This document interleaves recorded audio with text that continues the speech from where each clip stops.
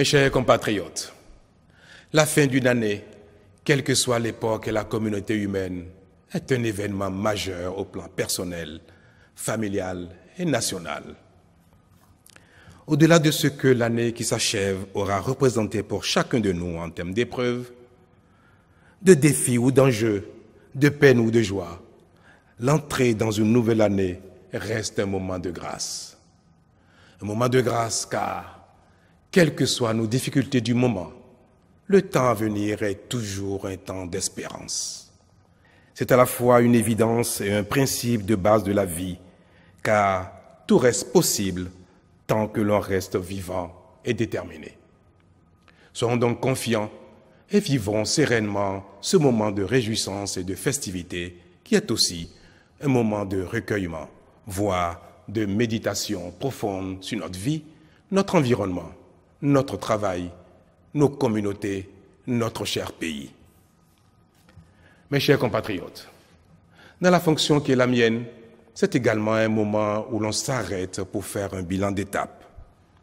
Car le rythme de l'activité gouvernementale est un rythme accéléré et exigeant, où chaque jour qui passe appelle des décisions majeures qui engagent la vie de la nation.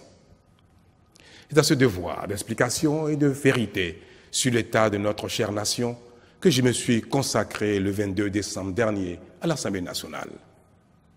En m'adressant à la représentation nationale, je savais que c'est à chacun d'entre vous que je m'adressais. Je sais que vous m'avez écouté. Je sais aussi que vous m'avez compris.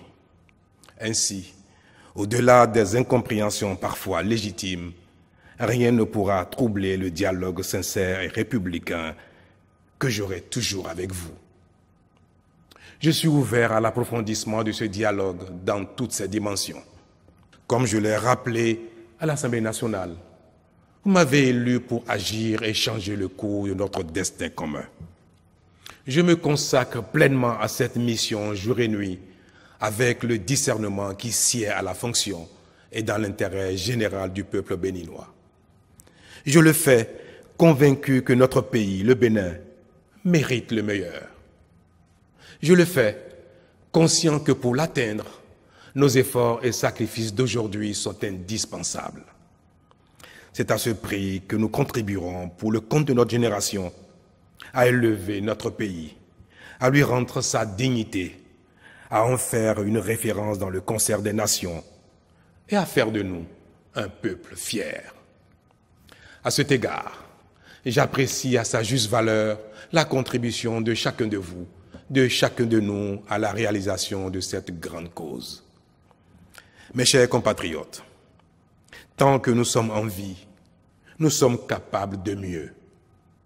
Mais l'un des préalables à la pleine jouissance de la grâce de vie, c'est la sécurité, la paix, la quiétude partout où la vie s'exprime.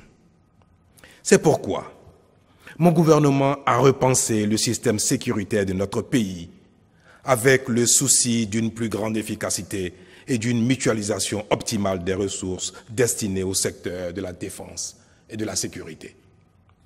L'Assemblée nationale vient d'adopter le projet de loi portant création de la police républicaine. C'est elle qui sera désormais la force unique de sécurité intérieure.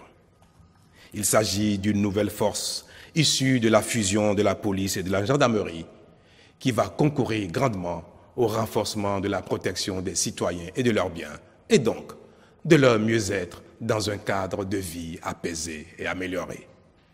Je forme donc le vœu que l'année 2018 soit, pour chacun de vous, pour chacun de nous, une année de paix et de sécurité, une année de bonne santé, de grande espérance, de joie et de réussite, à la fois dans nos projets personnels et au service de notre cher et beau pays, le Bénin.